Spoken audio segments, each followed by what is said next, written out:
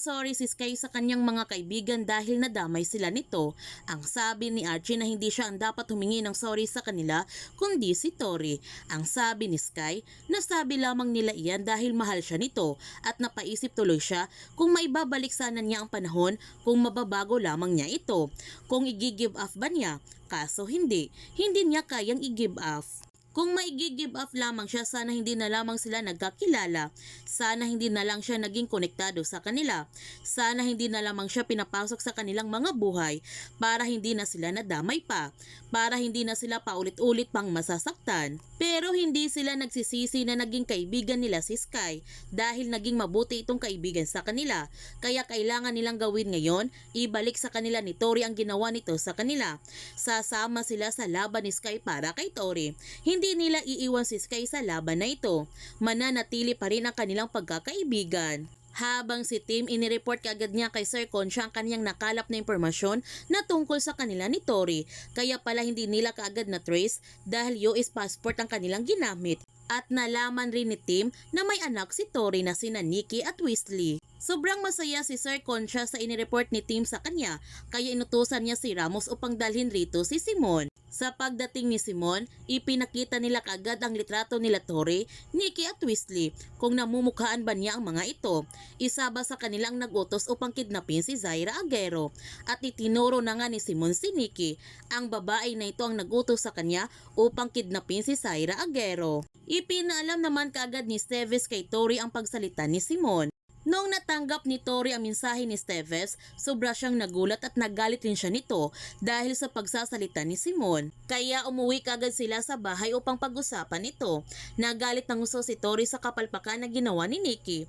Dahil kasalanan naman itong lahat ni Nikki, napagdesisyonan ni Tori na si Nikki ang susuko sa mga pulis at aako siya sa lahat ng krimen. Ngunit ayaw makulong ni Nikki. Ang sabi ni Tori na hindi dapat si Weasley ang makulong rito, kundi siya.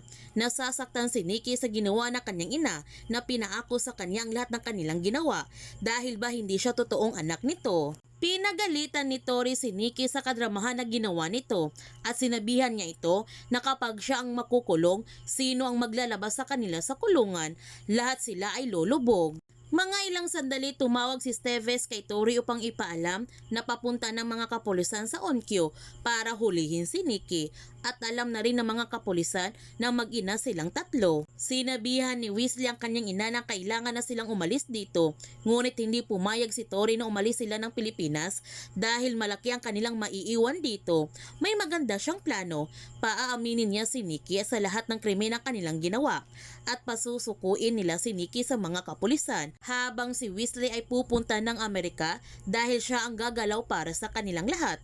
Tatapusin ni Tori ang kanilang sinimulan. Hindi siya titigil hanggat hindi siya mananalo sa laban na ito. Dapat mamatay si Sky. Gayunpaman, malinaw na para kay Sir Concha na nagtutulungan ang mag-ina para protektahan si William Acosta noon at paligiran ang lahat ng konektado kay Sky dahil gusto nila ito biktimahin. Ang sabi ni Sky na marami na silang krimen na haharapin ngayon. Ang sabi ni Tim, oo, at ngayon may sapat na silang ebidensya para idikdik si Tori. Nakiusap si Sky kay Sir Concha na pwede ba siyang sumama sa pag-aristo kay Weasley. Reporter pa rin siya. Sana payagan siya na i-cover niya ito. Ngunit hindi pumayag si Sir Concha na sumama si Sky sa kanilang operasyon dahil sobrang delikado at baka mapahamak lamang siya.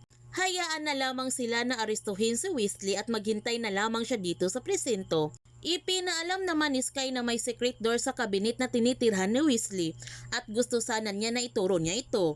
Kaya pumayag na lamang si Sir Concha na sumama sa kanila si Sky. Sa pagdating ng mga pulis sa Onkyo, sumuko na nga si Nikki na labag sa kanyang kalooban. Ngunit wala na siyang magagawa dahil ito ang kagustuhan ng kanyang ina. Sa statement ni Nikki, inamin na nga niya ang lahat ng krimen na ginawa nila at sinabi niya sa mga pulis na walang kinalaman ng kanyang ina rito. Siya lamang ang mastermind sa lahat na ito.